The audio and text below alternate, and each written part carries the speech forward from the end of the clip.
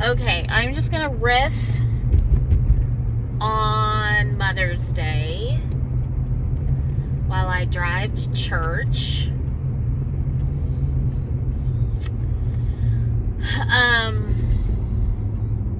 And I'll put it in the playlist for the contemplative. Yeah, I really don't know. I really have no idea what kind of feelings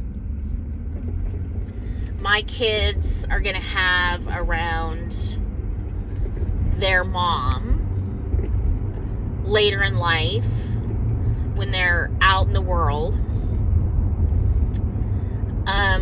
I know that for me, my feelings about my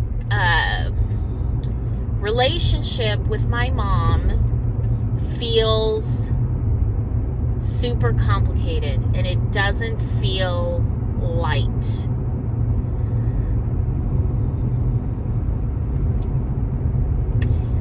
If I'm honest, I am not someone who thinks their mom was great.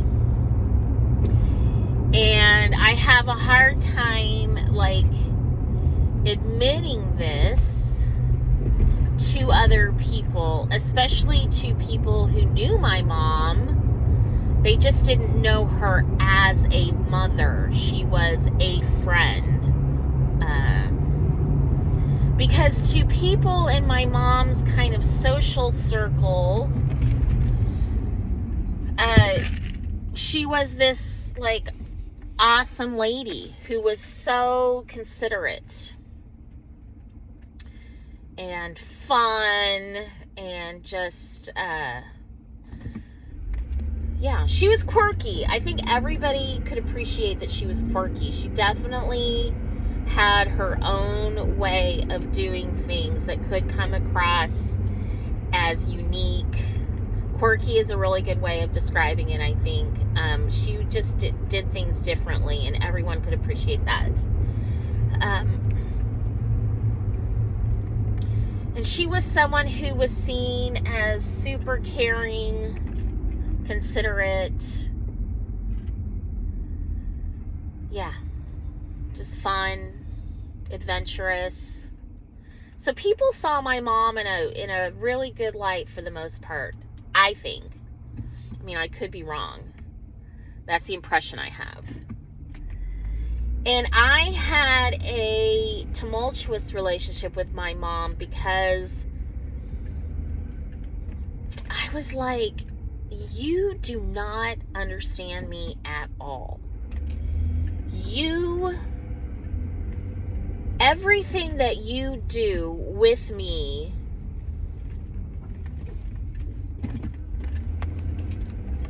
is done the lens that my mom related to me through was the lens of what she thought I needed.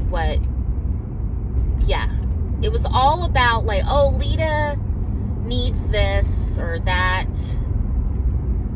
or is this or that, but she never really took the time to ask me what I wanted or to get to know me as a person. Or I don't know, even I just never felt like her idea of me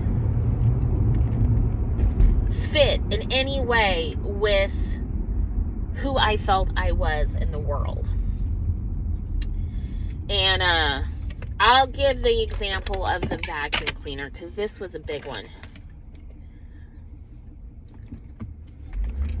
So every time my mom, and my mom had a way of being super passive aggressive. She would hint things without really coming out and saying them. And maybe to a certain extent, I have adopted that style, and it's something that I need to work on. Anyway, my mom would go on and on and on about, just a few examples. So my mom would go on and on and on about vacuum cleaners. And she had this thing about me having the kind of vacuum cleaner that she had, or vacuuming more. Like, I always got the impression, the vibe, that she thought I didn't keep house good enough. I'm thinking of more examples, so maybe we'll go through a couple examples. Anyway, she was obsessed with me having this certain kind of vacuum. And when she would come, like, sometimes she would, like, deep clean around the edges of my carpets, and I was like, thank you. Like, if you want to do that, I'm happy to let you do that, and it looks good, you know. And if I'm not doing that on a regular basis, there's a reason for that, and maybe it's not a priority for me.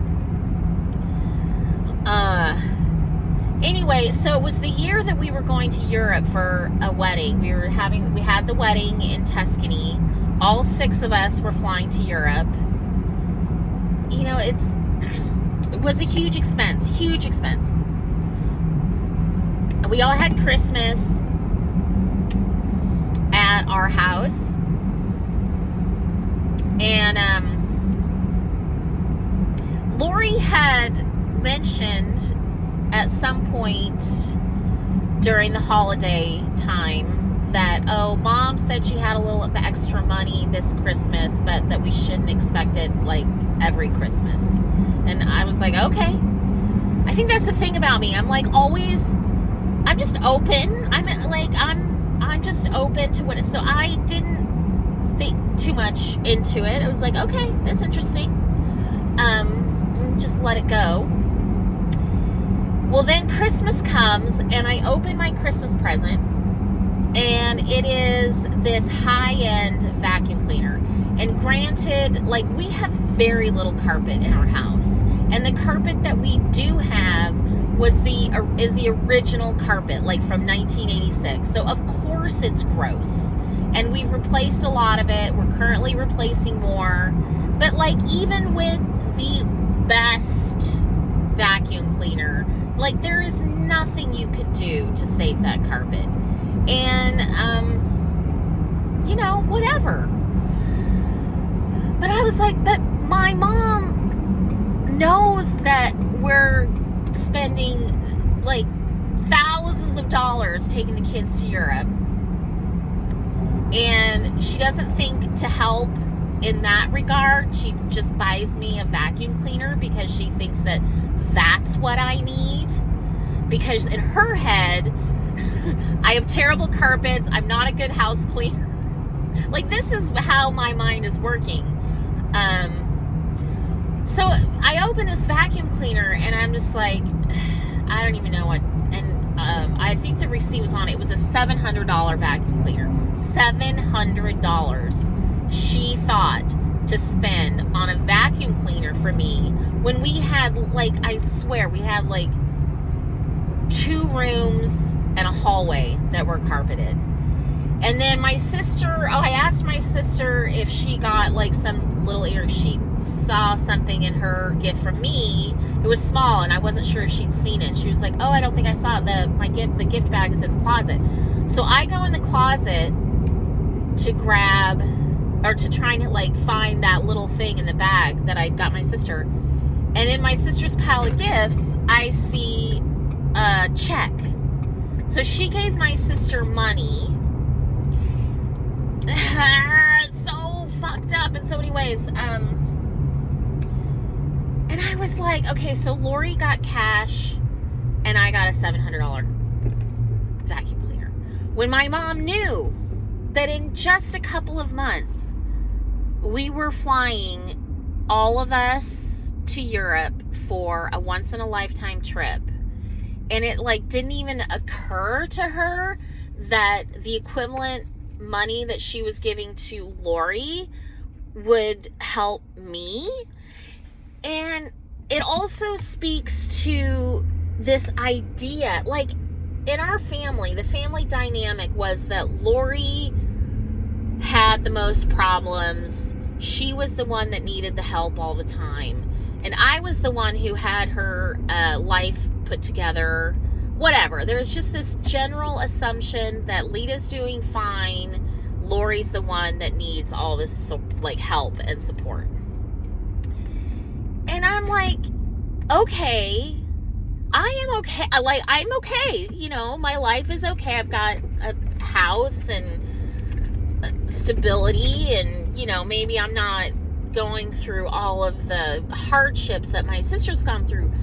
But why does that mean that I need a vacuum cleaner instead of, like, just the money towards the huge trip? Anyway, it just really coalesced. It symbolized to me in that moment everything that was wrong in my relationship with my mom. And it was like a turning point for me. I couldn't get past it.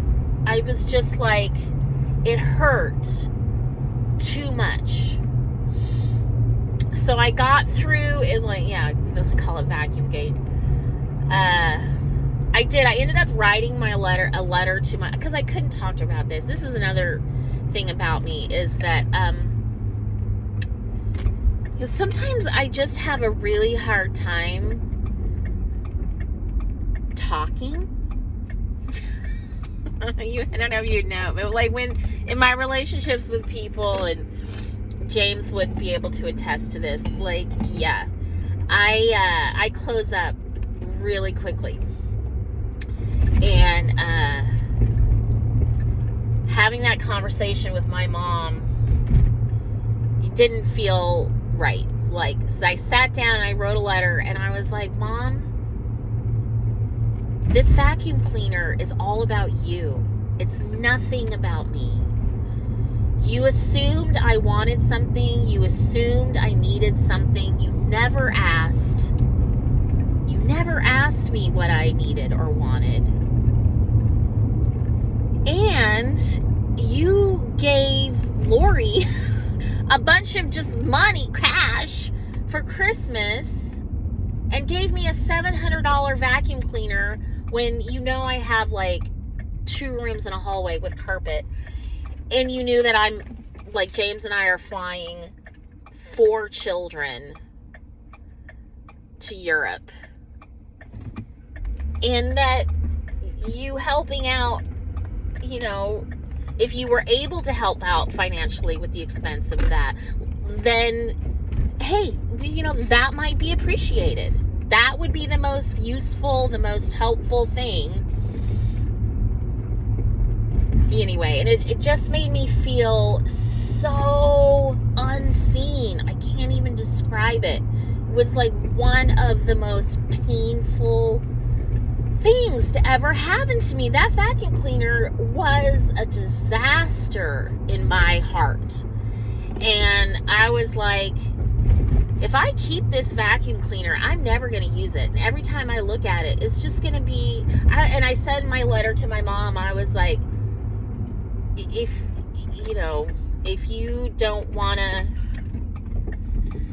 take back the vacuum cleaner, like, I was like, I'll try. I will try. And that is the theme of my life with my mom, is that I'll try. I just felt like I continuously just tried over and over and over and over and over again to connect with her and be loving towards her. And I don't know if I ever felt that respect in return.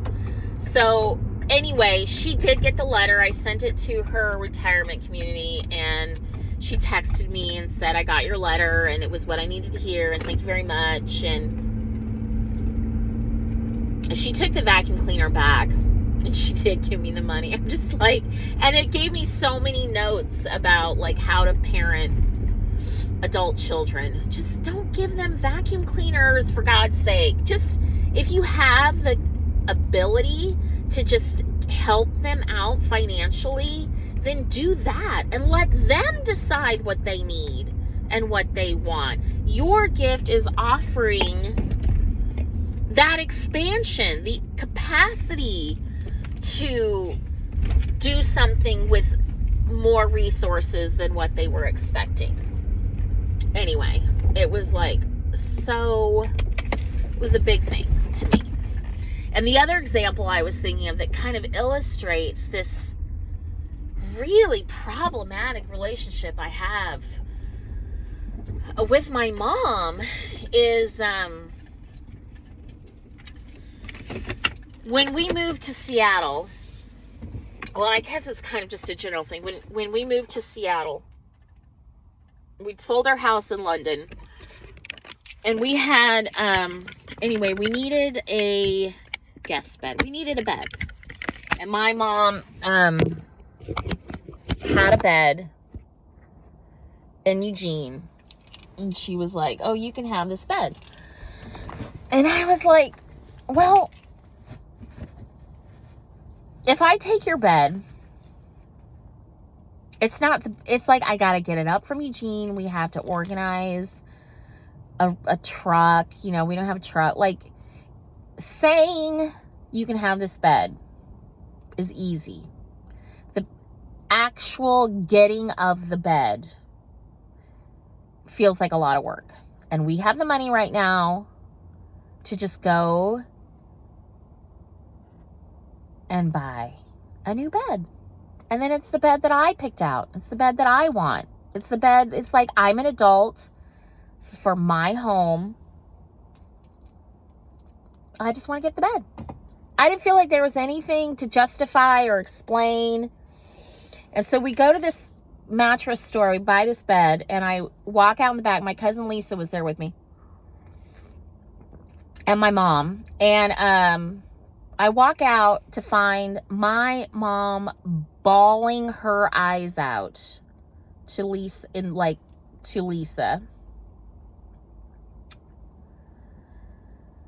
over the fact that I'm not taking the bed that my mom is offering. Because in my mom's head, it's a complete waste of money. Why am I not taking the bed? And again, it just was an illustration of why? Why can't she just be happy for me that I have? It doesn't even matter if she's happy for me or not. The point is, who cares? Just like, she was so upset by it. So upset. And she was always trying to give me her stuff. And I want my own stuff. I want my own imprint.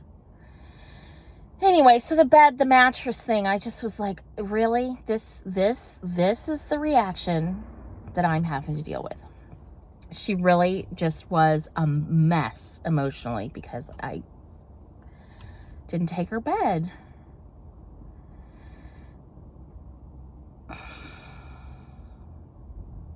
And I just didn't want to have to deal with that. And yet I was dealing with it for all the time of my life that I had with her.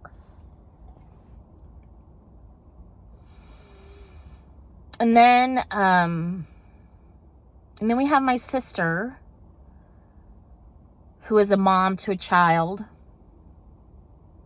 who has no contact with her, who doesn't want to have anything to do with her.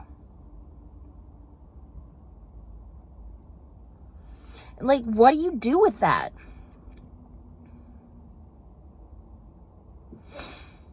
She's quirky too. Like, Lori is quirky.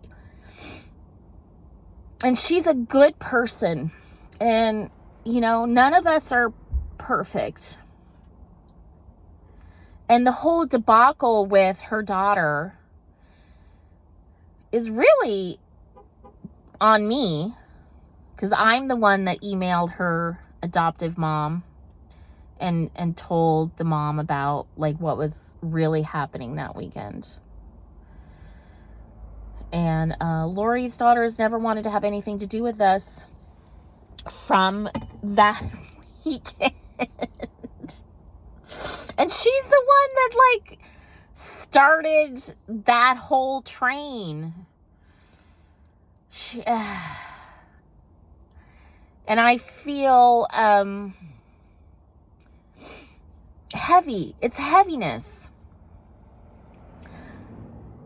Like, I just don't know if I'm a big Mother's Day person. I just want to be a good person for my kids all the time, every day, whether it's Mother's Day or not Mother's Day.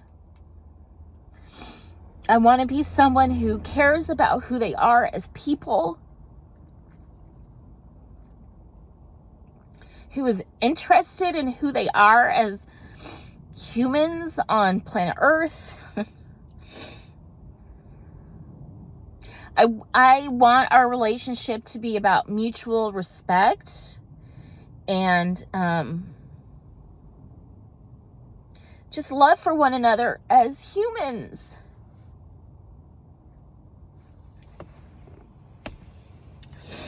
So, I don't know. If anyone says that Mother's Day is some kind of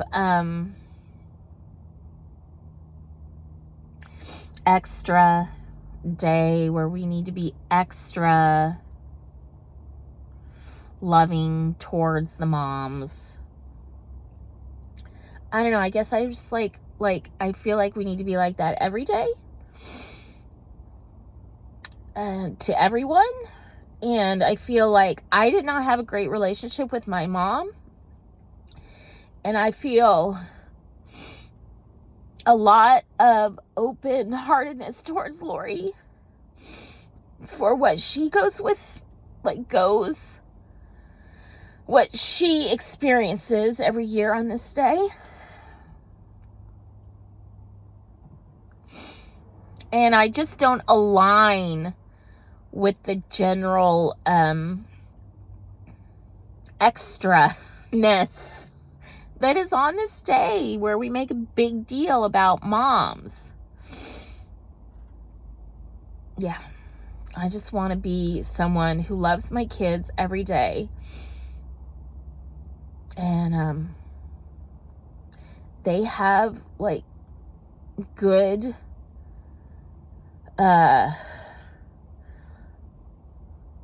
like, their minds are positive. There's, like, positive connections when they think about me and the memories that we have together, and that it's not all, like, horrible or whatever. And I don't know how close I am to that place where I can feel neutral about my mom.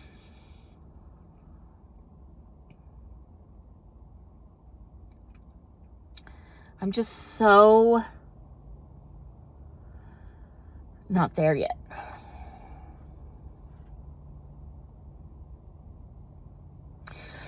All right, so I'm at church. I'm going to go in. We'll see if I'm there. If I watch this again in 5 or 10 years, we'll see if there's less charge around how I feel about my mom. Okay? I love you. Bye.